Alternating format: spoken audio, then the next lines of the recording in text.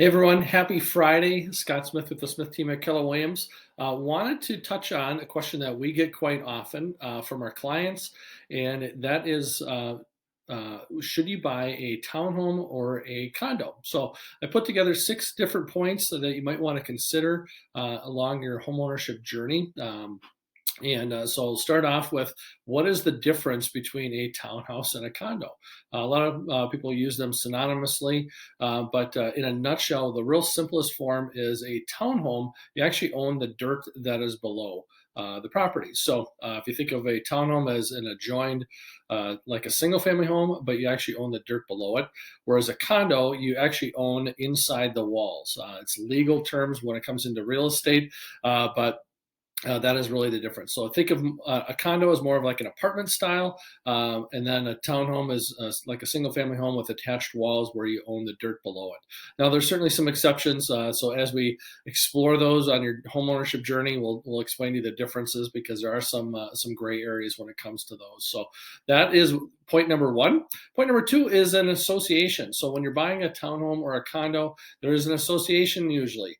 And what does that association fee cover? Anywhere from $200 to $300, sometimes $400 a month for that association. And we're seeing more with lifestyle changes. We're seeing more and more people gravitating towards simplifying their lifestyle and having an association that's going to maintain take care of their trash, maintenance on the outside of the house, sometimes lawn, snow. Your insurance aspect would change where you have the association will cover some of those things.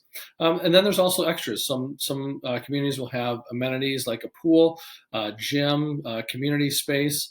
That might be included with that. So it's really important to look into the details when it comes to evaluating a home HOA fee to see what's covered under there. Because some of them actually, there's a big swing. It might be paying $400 a month. It actually might be cheaper than owning a single family home for some of those things that are covered. With that, there's also the third point would be rules and regulations. So there's some architectural guidelines, what you can't do. Obviously, everyone's buying into the association, so you have an opportunity to inspect that. And some people just want to have the freedom. So townhome, condo, association type living is not for them. But there's also a way that they can kind of maintain their standards. There's some cohesiveness within that community. So certainly the rules and regulations that are policed within those communities are there for a good reason, but also something that you have a choice if you want to buy into them or not. The fourth point is lifestyle, and certainly, if people are busier, or if they've got travel schedules, if they're retired, two ends of the spectrum, what wants to be covered with an association? If people say, you know what, I just don't have the energy or the time to maintain the outside of my home, I don't have to worry about taking care of snow or lawn maintenance kind of stuff. An association might be something that's for you. If you do a lot of traveling for either relaxation, enjoyment, or even for work, a townhome or a condo might be something that's a good choice for you.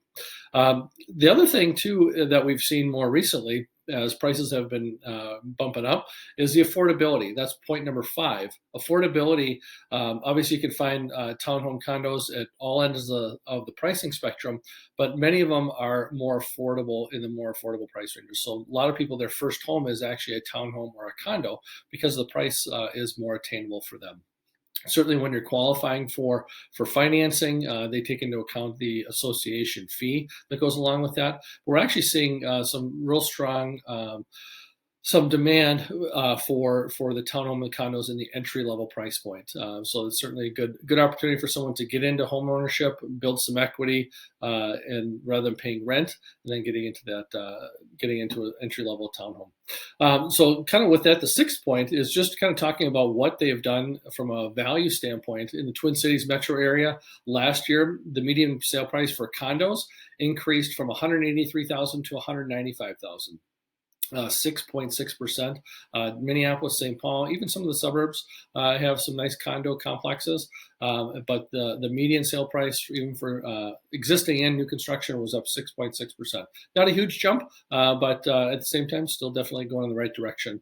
Now, the townhome component of it actually went up from a median sale price of $238,000 to $267,000. That was right in line with the entire Twin Cities market.